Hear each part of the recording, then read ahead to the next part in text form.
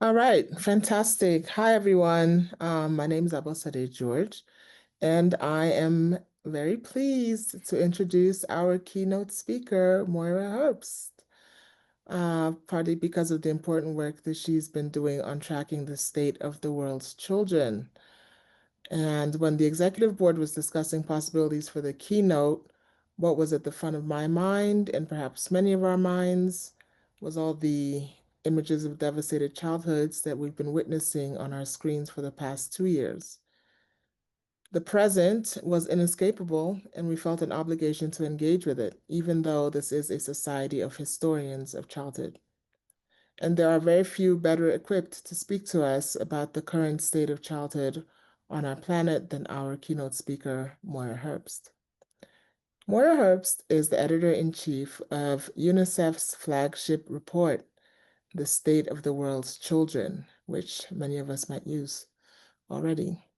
She also oversees the Changing Childhood Project, which is a multi-year international collaborative survey project between UNICEF and Gallup. It features a series of multi-generational and international surveys geared towards improving understanding of what it means to be a child in the 21st century. She's been working in strategic communications, journalism, and advocacy for more than 20 years.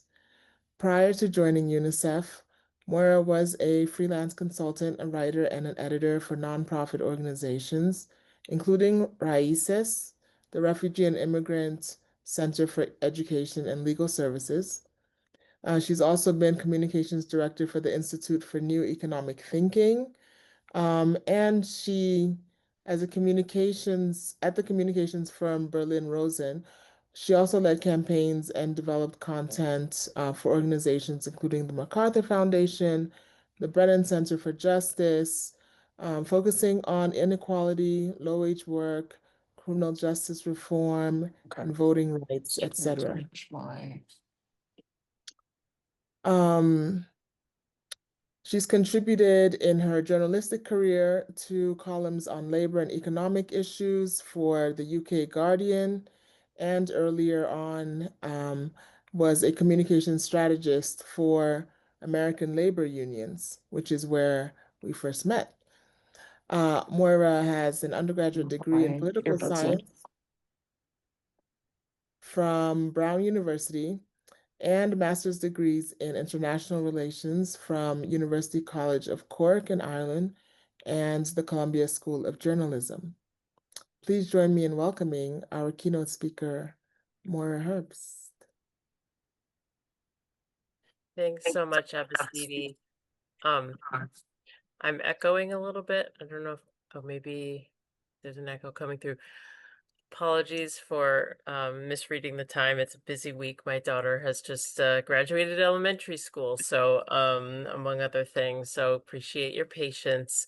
Yeah, I'm delighted to be here and really excited I was excited to hear from Abasidi. We worked together with colleagues helping American labor unions back in the 1990s, or maybe the early 2000s too. Yeah, and I learned about this conference, your society, and it's really a delight to be here because I think among us, maybe we're going to try to cover all of the tenses, the past, present, and future of childhood. It's an intimidating topic because it's such a big one, and I know that I've listened to some of the presentations this morning. I mean, the beauty of historians and your discipline is that you're digging into details and really telling the stories through those details. Rather than just theorizing about things. So, yeah, that I'm not a historian, and so I think I'm going to learn a lot from the conference. And I'm really here to talk about the other two tenses, the present and the future of childhood. As you can see in my presentation, I do give a nod to historical trends, but I do apologize in advance if any of you historians cringe if I get something wrong about that. um, because yes, I'm merely scratching the surface of the past, but the past can tell us so much about how we got to where we are now, and increasingly, organizations like UNICEF and others are looking to the future so that we can figure out how to prepare for it, how to ensure that children, have what they need to thrive today and tomorrow. So yeah, so that's why the title here is right. Uh, oh God, I repeated rights, and realities. I'm really excited about child rights, and futures. So something happened with that. Sorry about that. Um, and I'll just take us to the next slide. Um, for the talk, I wanted to have a child rights perspective because that's really our guiding light and our framework at UNICEF. The Convention on the Rights of the Child uh, was initially signed in 1989, and it's now been ratified by, I think, 196 countries, with the exception of the United States. So you may all be familiar with it already, but until 1989, there really weren't consistent legal rights for children. As we'll get into later, they were kind of considered incomplete miniature adults. But 1989 was a big year because it kind of brought in a new way of thinking about children and importantly of protecting their legal rights. So here I just have on the slide, there are many child rights in the convention, but loosely we could say that they fall into four categories: survival, which is health, nutrition; development, which involves education, play, leisure; protection against violence, exploitation; and participation, which is maybe a dormant idea for a while, but it's really coming through a lot in the work that we do and that we see happening in countries around the world. So I just wanted to see if I could introduce this framework to this audience because I don't know whether it's one historians look at, but that's kind of gives you a sense of where I and where UNICEF are coming from. So, this is where I might get in trouble for getting something wrong. Um, but I just wanted to kind of take a look at just a broad sweep of some trends, and these are not. This is not the whole of history, obviously, but it's just a little taste, and unfortunately, largely a kind of Western uh, take in terms of these historical phases. Of course, childhood has always been culturally constructed and shaped by economics and other factors. So you know, I'm acknowledging up front that the slide is reflecting the limitations of some historical sources. We know so much comes from European and sometimes North American sources. And you all have been doing the amazing work of kind of uh, digging in and finding out, what stories have not been written and what analysis has not come to the fore. Um, but even within those limitations, childhood has, as we know it, is kind of a recent invention. Uh, I mean, in medieval Europe, for example, children even dressed as little adults. They were expected to work by around the age of 7, but of course this varied enormously by class and region. The Industrial Revolution, which I mean, is still happening in countries around the world. We had child labor. And of course, child labor is making a comeback in the United States, for example. So not a simple picture. And eventually the horrors of child labor and the harms that it was doing to children and families shocked the reformers and who began childhood protection movements. Um, in the post World War II period, we started to see, especially in sort of high income countries, the invention of childhood as preparation, children seen as investments in the future, um, and uh, and really dovetailing with what the World Bank calls, human capital. Really, what can these little economic units uh, become, or potential economic units? How can they contribute productively to society? Which is in contrast to really the rights-based framework that I referred to earlier. Um, and loosely, we can talk about the digital age. Right now, um, the young people of today are really the first generation born into a connected world. Now, of course, later on we'll get into who's connected and who isn't. But we've done at UNICEF with Gallup a global survey, and um, found a big divide, with about 77% of young people globally, we estimate, online every day, as opposed to just more than half of adults. And in our survey, we defined adults as like over 40. So that was the grouping that we did there. And I can tell you all more about the surveys that we've done, and provide some resources, links in the chat, or after the conversation, because it's something I'll refer to throughout the talk. Um, but yeah, I mean, as I said, here, what we don't know in this slide, and what I haven't gotten into because I just don't have the expertise that you do, is how childhood evolved in other communities that were not the ones that fit this framework. Indigenous communities, how was childhood in Asian context, different philosophical traditions shaping the views of children. So obviously you as historians are taking up the challenge there, and the opportunity to recover lost narratives, and challenge this dominant Euro-American story. Um, so we have to thank you for that. I should say too that the survey that I'll come back to a couple of times in the talk is a global survey project that Abasidi mentioned. We started it in 2021 and repeated some of our questions in 2023, and we got up to 55 countries, in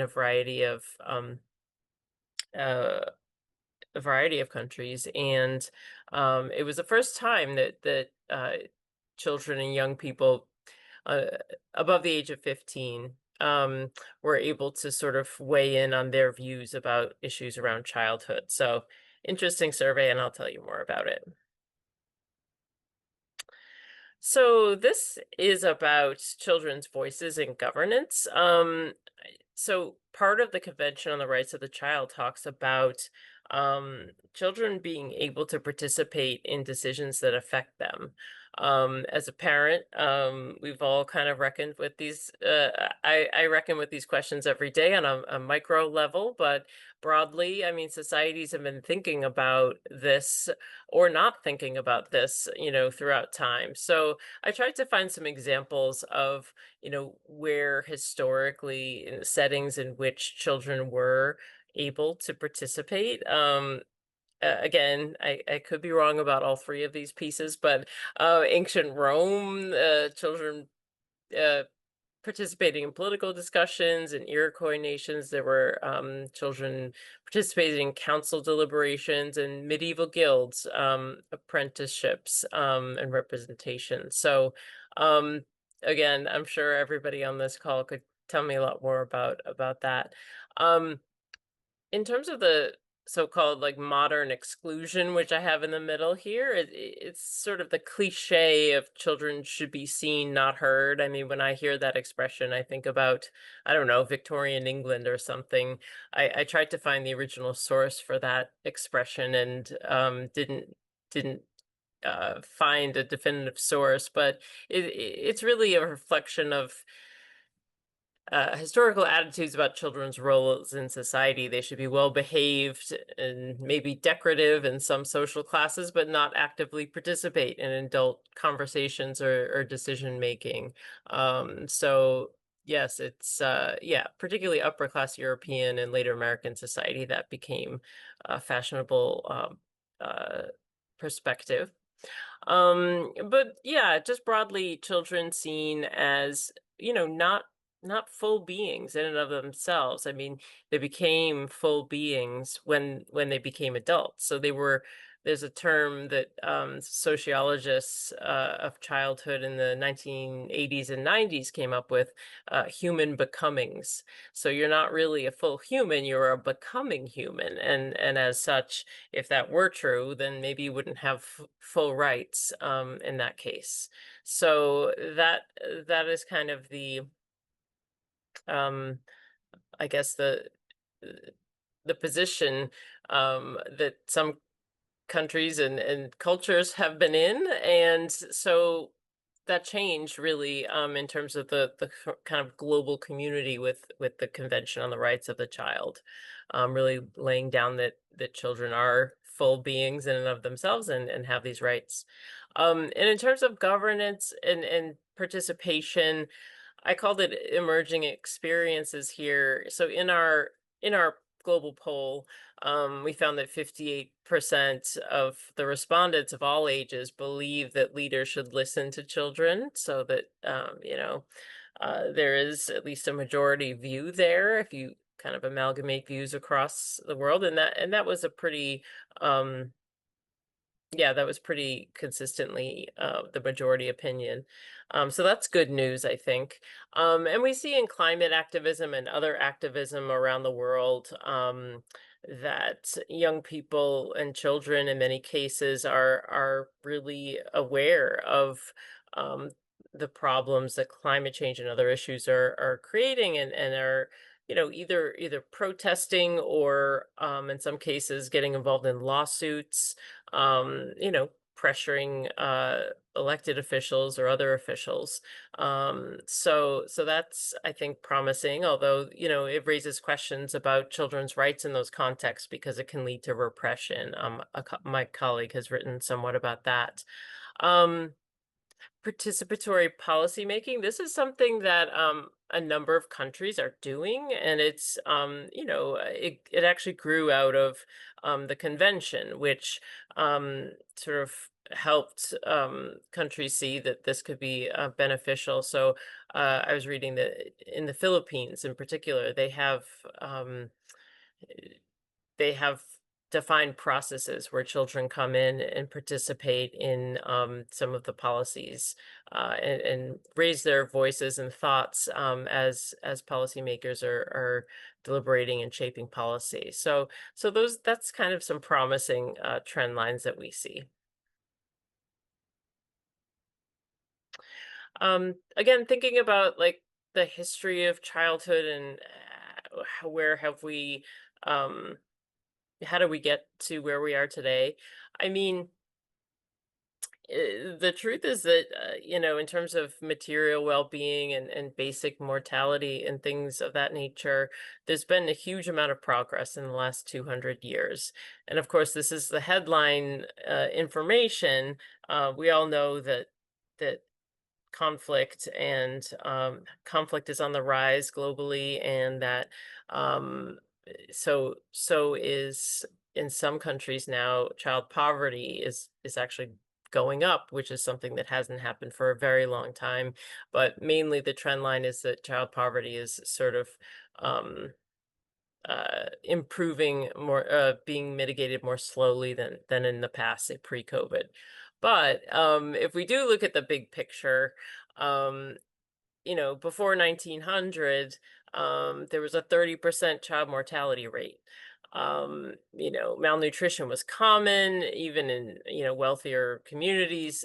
Basic hygiene was just not understood or known. And so look at that number. I mean, that's such a high number, and not that long ago, really.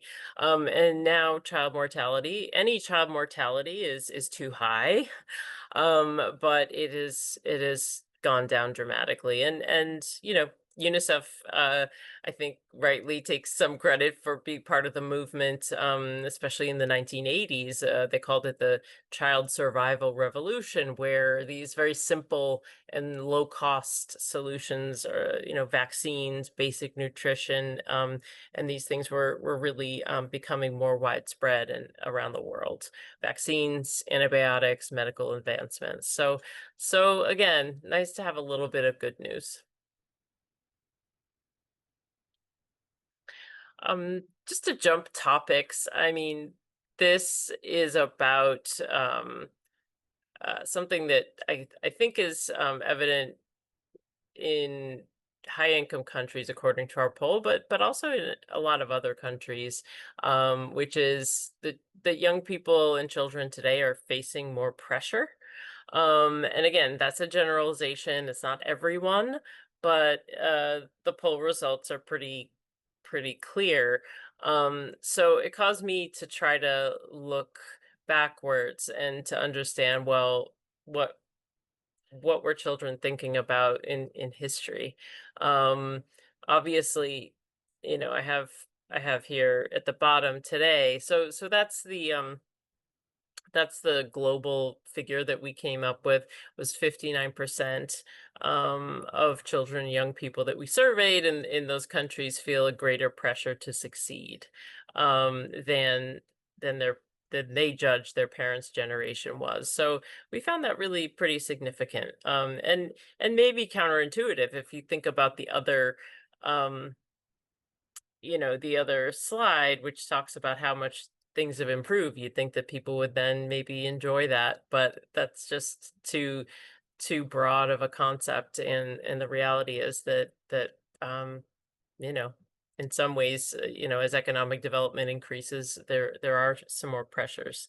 Um, and so going backwards here, I mean, this is really kind of through that pressure question lens, but it was really in the 20th century that academic competition intensified. I mean, previously, and again, people on the call will know more about this than I, but education was certainly, a tool of mobility, but it wasn't quite approaching what we see today, in terms of competition and pressure.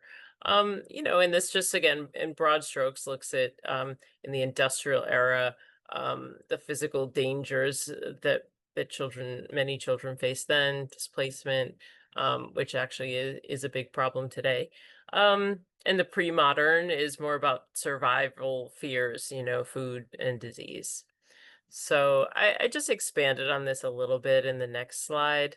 Um, talking about just picking a few eras to look at, in the medieval times, um, the existential threats of plague outbreaks, widespread famine, early death of family members. But, I mean, again, some of this is still happening today, sadly. But yeah, not as constantly and in multiple places at once. Um, the industrial era, I was listening to one of the talks earlier talking about child labor and the dangers there, and that creates stress on a child. So and then we flip again to the 20th century, more global conflicts, and yeah, that a lot of instability. And then today, I mean, it's a mixed picture, of course, and it's really dependent on so many things, including, your social class, what country you're living in, community you're living in. But we are seeing evidence of climate anxiety. I don't know if that's something any of you have studied, but there's some studies on that. And then the digital dangers, so to speak. There's a lot of opportunity with digital, but also a lot of potential stress that's caused there. Economic uncertainty has been a big problem, especially in the high income countries, because of, I think, social mobility going down in some countries. So that's just, again, I'm trying to round out the picture of childhood, dealing with material questions and then maybe psychological ones about, what's worrying children, what gives them um anxiety. Oops. So this slide is really out of sorts. I wonder. Yeah. Um Sorry about the formatting here. This slide is about the future of childhood. So we're again talking in very broad strokes here. But our last State of the World's Children report, which was from 2024, we looked at mega trends shaping childhood, and we chose the year 2050 to look at and see what kind of data we could generate, which are all projections, of course, but which can help us understand, uh, you know, how how will children's lives be affected by these trends when we go ahead a couple of decades. And we looked at demographic changes, the climate crisis, and sort of the technology gap, inequalities. So I mean, in terms of demographic change, we've actually already reached, you probably know this, but peak child. I mean, the apparently the child population is, gonna plateau, demographers tell us, in the coming couple of decades. It's roughly around 2 billion children in the world. And some trends within that are that like one about 1.4 um billion children will be living in cities by 2050. This slide erroneously says 1.4 or 1.38 children. That's not correct, sorry. And the proportions of a population who are children will be increasing in certain countries. In Africa, uh, or Africa will be home to a great percentage of the world's children by 2100. India is another place where that will be the case. Although, again, even in these countries, uh, fertility rates are going down just more slowly than they are, say, in some high-income countries. We all know about South Korea and Italy and Japan, for example.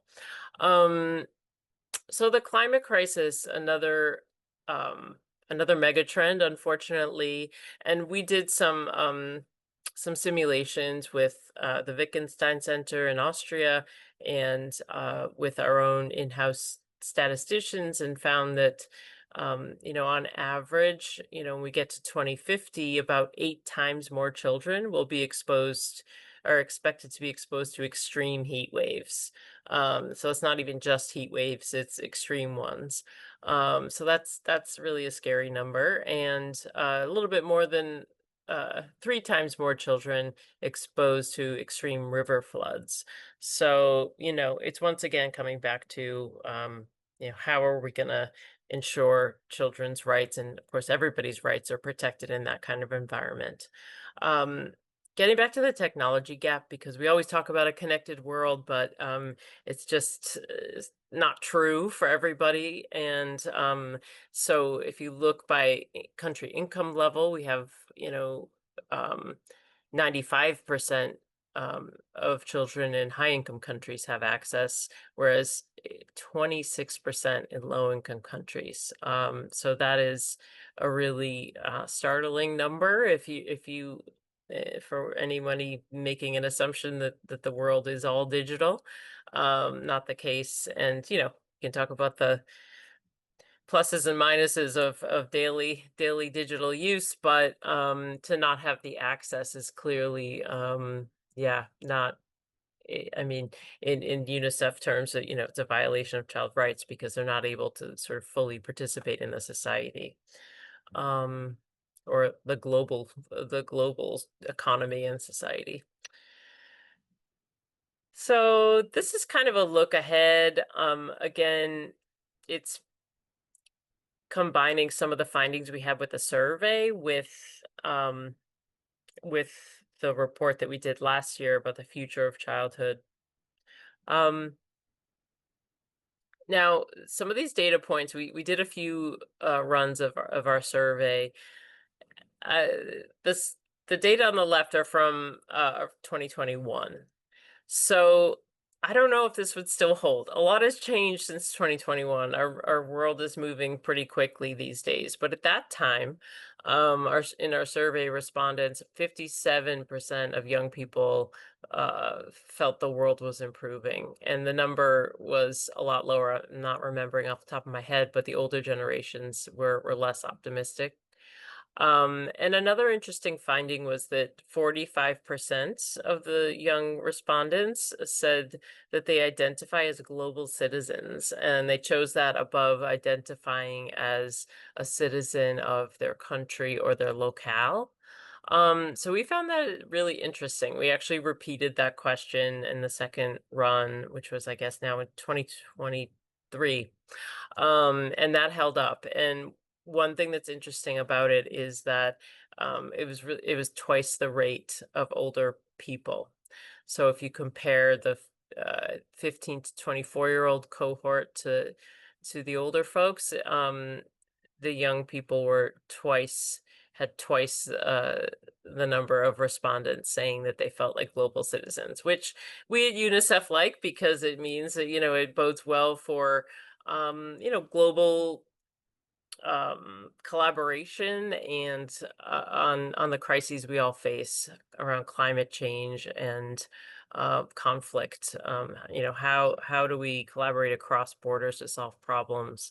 That could be seen as idealistic, but it is the reality that there is this cohort, the younger cohort, thinking of themselves in a more global lens compared to older generations. And we can obviously trace some of that back to technology.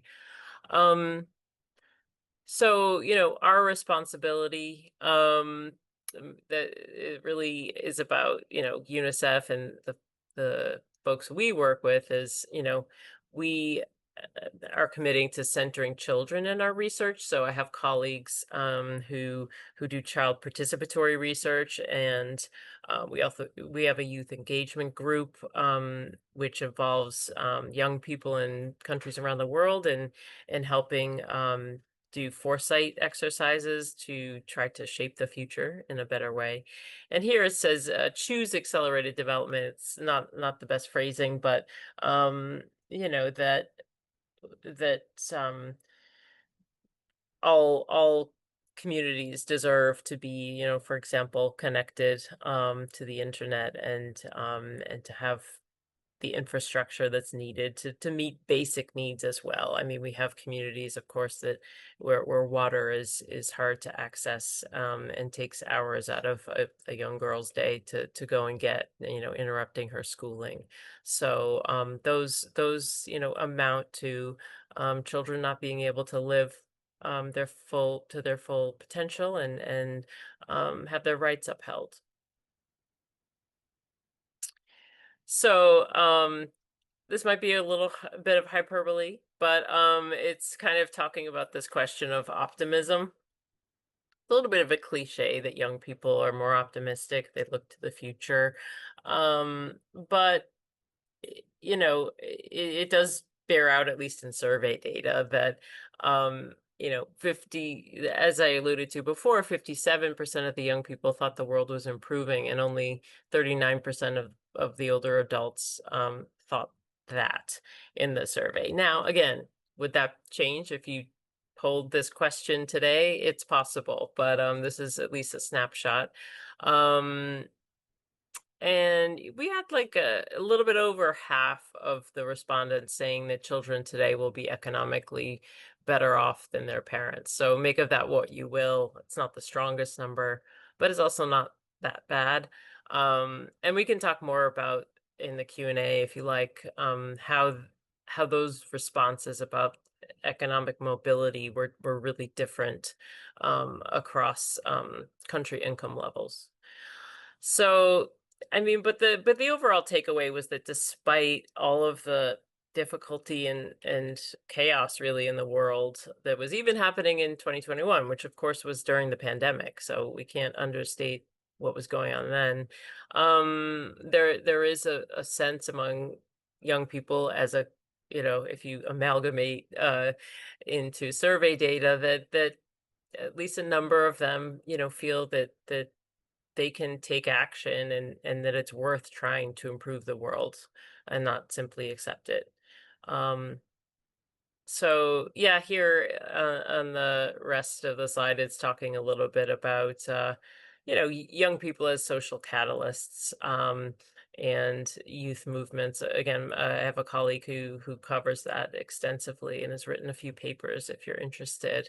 Um, so yeah, it's attempting to really listen to children and young people on our part and see where they are and how we UNICEF and others can help empower them to make the change that they want to see in the matters that affect them.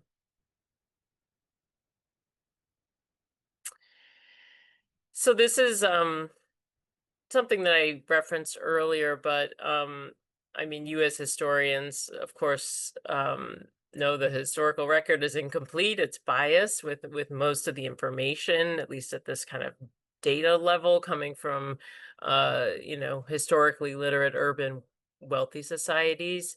But also children's voices are often absent in the record itself, which is why I was looking at your website and why the work you do is so important in terms of, illuminating those voices that hadn't been part of the official record.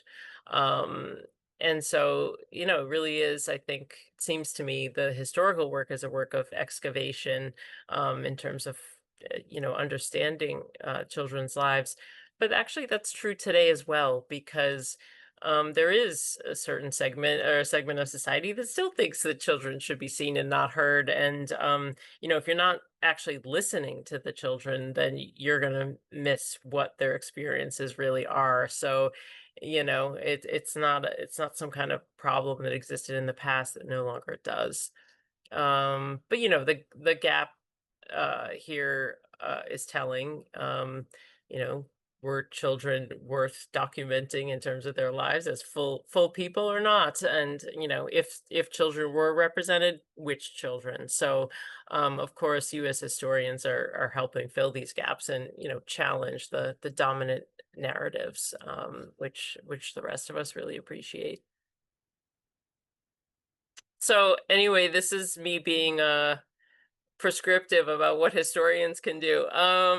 eh, I was just reflecting on this a little bit. Documenting the present. I mean, you document the past, but also perhaps seeing where the connections are with the present. Informing the debates. And helping shape the future given what we know about what has gone before and how things had been and how we may improve on that. So I just put some research questions in case they're of interest to anybody in your work. I know you all have specialties, um, but gets at the the number of children that will live in cities and how have urban environments shape childhood experience throughout history. Um, and then climate resilience. There's an increasing movement to not just mitigate climate change, but to adapt as well, because there are certain thresholds we've passed that we're not going to change now. So we have to figure out how to adapt as we also try to mitigate. So how have children and families done that in the past? Could that provide any insights for now and the future? Um, yeah, and then with digital equity, I mean, it's something that we talk about at UNICEF a lot, and um, you know, the technology gap, the digital divide, whatever you want to call it. But interesting to look at how that was playing out historically with different so-called technologies um, or yeah, technologies that really were transformational, and how are those goods distributed then, and what does it mean, and how can we not repeat the mistakes of the past. So yeah, that is my last slide. Um, I hope I'm at a reasonable time here. Um, Thank you so so much.